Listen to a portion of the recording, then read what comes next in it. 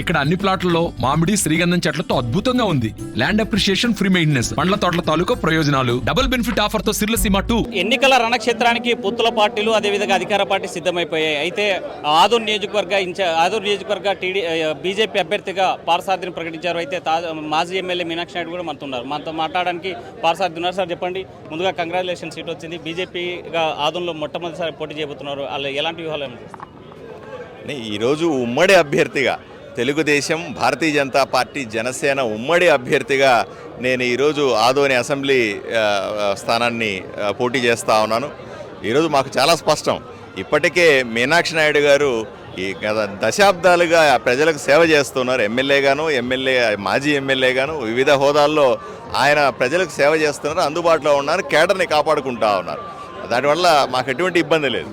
మూడంటే కూటమిలో స్పష్టంగా అది ఎక్కువ అనుభవశాలి, అందరికంటే కూడా మంచిగా వ్యూహాలు రచించగలిగిన దీశాలి మీనాక్షి నాయుడు గారి నా సారథ్యంలో మేము డెఫినెట్గా ఎన్నికల బరిలోకి దిగుతా ఉన్నాం. అదేవిధంగా జనసేన కూడా తగినంత పట్టు ఉంది మా దగ్గర.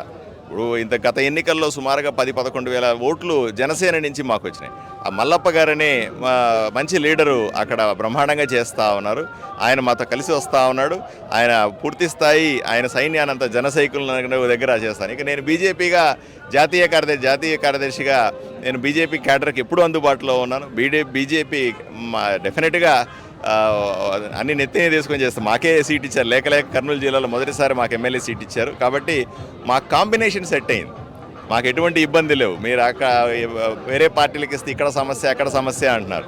ఎందుకంటే ఇక్కడ ఒకవైపున మీనాక్షి నాయుడు గారి రూపంలో అనుభవం, ఆయనకున్నటువంటి సామర్థ్యత, ఇంకోవైపున మేము యువకులుగా ప్రజల్లోకి తీసుకువెళ్ళగలిగినటువంటి శక్తి సామర్థ్యాలు, అలాగే విపరీతమైన జన సైనికుల ప్రభంజనం, ఈ మూడు కలిస్తే అతిపెద్ద మెజారిటీతో ఆదోన్లో మేము బ్రహ్మాండంగా గెలవబోతున్నామన్న నమ్మకం మాకు. అంటే ఆదోన్ నియోజకవర్గంలో డిసైడెడ్ ఫ్యాక్టర్స్ మైనార్టీస్, మరి ఈ నేపథ్యంలో బీజేపీకి వ్యతిరేక మైనార్టీలు ఉంటారు. మరి దీన్ని ఎలా ఓవర్కమ్ చెప్పండి? కావాలని పనిగట్టుకొని అక్కడ ఉన్నటువంటి ఎమ్మెల్యే గారు కానీ వాళ్ళ అనుచరులు కానీ సోషల్ మీడియాలో చేస్తున్న దుష్ప్రచారం ఇది.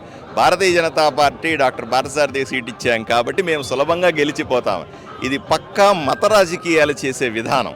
ఏమైనా అక్కడ నేను ఒకే ఒక లక్ష్యంతో, నా చంద్రబాబు నాయుడు గారు కానీ పవన్ కళ్యాణ్ గారు కానీ మా అధ్యక్షులు పురంధేశ్వరి గారు నాకు ఒకే మాట చెప్పారు, ఏమండి మీరు ఆదోనికి వెళ్ళి పోటీ చేయాలా, 2,50,000 మంది ఉన్నటువంటి ప్రజల్ని మనం కాపాడుకోవాలి. ఒకే ఒక లక్ష్యమే, ఎమ్మెల్యే సాయి ప్రసాద్ రెడ్డిగా ఉన్నంతకాలం ఆ నియోజకవర్గం బాగుపడదు. ఎమ్మెల్యేని గద్దె దించడం ఒకటే లక్ష్యంగా పనిచేయండి, అన్ని రకాల శక్తులు ఒడ్డి పోరాడండి అని చెప్పారు. అతను చెప్పేది ఏంటి, ఎల్లకాలము బీజేపీ అంటే ముస్లిమ్స్కు పడదు, బీజేపీ క్యాండిడేట్ అయితే ముస్లింలు ఓటేయరు. ఇది సరైన విధానం కాదు. ఎందుకు ఓటేయరు? సాయి ప్రసాద్ రెడ్డి బాధితులు ముస్లింలు లేరా? సాయి ప్రసాద్ రెడ్డి అణిచేసిన వాళ్ళు ముస్లింలు లేరా? అన్యాయం చేసిన వాళ్ళు ముస్లిం చేయలేదా? చివరికి ముస్లిం మతస్థులకు సంబంధించినటువంటి కబ్జాల కోరులు ఎమ్మెల్యే సాయిప్రసాద్ రెడ్డి కాదా? బాధితులు కాదా? వాళ్ళందరూ కూడా ఈరోజు బీజేపీ టికెట్ ఇచ్చాడని దూరంగా ఉంటారా? అది ఒట్టి అపవాదం మాత్రమే. పక్కా మత రాజకీయాలు ఇంతకాలము చేసినటువంటి దుర్మార్గమైన రాజకీయం. హిందువులు ముస్లింని వేరు చేసి హిందువులకు ఓట్లేయరు, బీజేపీకి ఓట్లేయరు అనే ఉద్దేశాన్ని తీసుకొని వచ్చి కావాలనే ఒక తెర తెచ్చి తన రాజకీయ పబ్బం గడుపుకోవడానికి మత రాజకీయాలు చేస్తున్నాడు సాయిప్రసాద్ రెడ్డి గారు ఆదోనిలో. ఇది ఛేదిస్తాం. ముస్లిమ్స్ కూడా 100కు 100 ఈరోజు నరేంద్ర మోదీ తెస్తున్నటువంటి సంక్షేమ పథకాలు ఏవన్నీ కూడా, ఇంటింటికి బియ్యం ఇస్తున్నా, ఇళ్ళు ఇస్తున్నా, మరుగుదొడ్లు ఇస్తున్నా, 100 రకాల పథకాలు తీస్తుంటే ఏ రోజు కూడా నరేంద్ర మోదీ గారు హిందువులు ఇస్తాము, ముస్లింకు అని చెప్తున్నారా? అటువంటి ఆలోచన లేని అత్యంత లౌకికవాదం ఉన్నటువంటి పార్టీ భారతీయ జనతా పార్టీ. కావాలని సృష్టించే వీటిలన్నింటినీ కూడా మేము ఛేదిస్తాం. మనతో మాట్లాడడానికి మీనాక్షి నాయుడు మాజీ ఎమ్మెల్యే ఉన్నారు. సార్ చెప్పండి, మొన్నటిదాకా మీకు సీట్ వస్తుంది అనుకున్నారు, ఇదే చివరి ఎన్నికలు నాకు ఆశీర్వదించడానికి పరిస్థితి వచ్చింది. ఈరోజు సీట్ రాలేదు, కానీ కలిసి పనిచేసేటువంటి పరిస్థితి ఉందంటారా? నేను తెలుగుదేశం పార్టీ పుట్టినరోజు పార్టీలో చేరా. 42 సంవత్సరాలు నా రాజకీయ జీవితం అంతా తెలుగుదేశం పార్టీలోనే. నేను ఎప్పుడు కూడా తెలుగుదేశం పార్టీ లైన్ దాటలేదు. ఎందుకంటే పార్టీ అధినేత నిర్ణయాన్ని శిరసావహిస్తా. నా నిర్ణయాన్ని మా ఆదోని నియోజకవర్గంలో ఉన్న మా పార్టీ నాయకులు, కార్యకర్తలు, నేను ఏ రకంగా అయితే అధినేతని నిర్ణయానికి కట్టుబడి ఉన్నానో నా నిర్ణయానికి నా అనుచరులు అందరూ కూడా అదే కట్టుబడి ఉన్నారు. పొత్తులో భాగంగా మరి స్టేట్ లెవెల్లో పొత్తు ఇది. ఈ దుర్మార్గ పరిపాలనని అంతమొందించాలనే ఉద్దేశంతోనే, ఈ రాష్ట్ర ప్రజానీకానికి మంచి భవిష్యత్తు ఉండాలనే ఉద్దేశంతోనే 3 పార్టీలు కలిసి పొత్తు పెట్టుకున్నాం. పొత్తులో ఒకసారి మనకు వస్తుంది, ఇంకో పార్టీకి వస్తుంది. అందరు కలిస్తేనే ఈ పొత్తుకి ఒక అర్థం ఉంటుంది.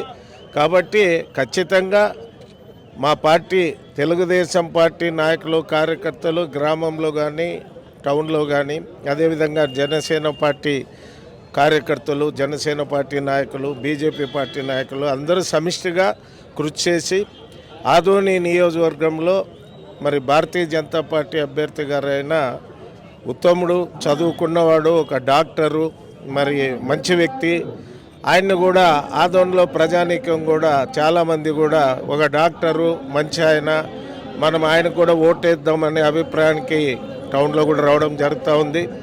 అదేవిధంగా గత 50 సంవత్సరాల నుంచి కుర్వ సామాజిక వర్గానికి ఏ పార్టీ కూడా టికెట్ ఎమ్మెల్యే కానీ ఎంపీ ఇచ్చిన చరిత్ర లేదు.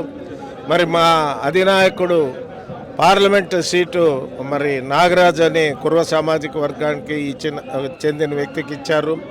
మరి అందరూ కూడా మరి వాల్మీకి వర్గానికి చెందిన పార్థసారథి గారు ఎమ్మెల్యే క్యాండిడేటు, కుర్వ సామాజిక వర్గానికి చెందిన నాగరాజు గారు ఎంపీ క్యాండిడేటు. బీసీల్లో ఒకసారి ఈ అవకాశము ఇచ్చారు, మన వాళ్ళు గెలిపించుకోవాలనే పట్టుదల కూడా వచ్చింది. ఖచ్చితంగా ఇంకా 40 రోజుల పైన ఉంది.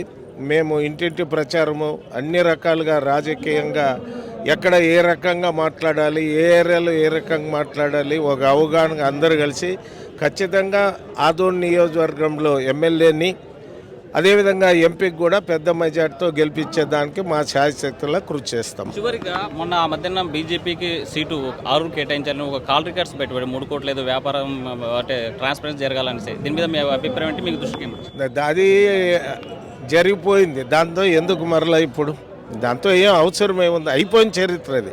ఆ సినిమా అయిపోయింది, ఆ సినిమా మరి తోడేది వద్దు. ఏం జరిగింది, ఎట్లా జరిగింది దేశానికి తెలుసు, దాన్ని వదిలేయండి. మేమే మర్చిపోయాం దాని గురించి. ఇప్పుడు నష్టపోయింది నేనే మర్చిపోయినా, మరలా దాన్ని ఎందుకు గెలికేది. Okay brother, thank you. వచ్చే ఎన్నికల్లో మతాలకు కులాలకు అతీతంగా పనిచేస్తాము. బీజేపీ అభ్యర్థిగా గెలిపించేందుకు అన్ని పక్షాలు కూడా సిద్ధమయ్యేటువంటి పరిస్థితి, అందరూ సహకరిస్తారని చెప్పే పరిస్థితి. వీడియో జర్నలిస్ట్ చంద్రశేఖర్తో హుస్సేన్, RTV కర్నూలు. మరిన్ని వీడియోస్ కోసం ఛానల్ ని సబ్స్క్రైబ్ చేయండి, లేటెస్ట్ అప్డేట్స్ కోసం వాట్సాప్ ఛానల్ ని ఫాలో చేయండి, అండ్ లింక్ డిస్క్రిప్షన్ లో ఉంది.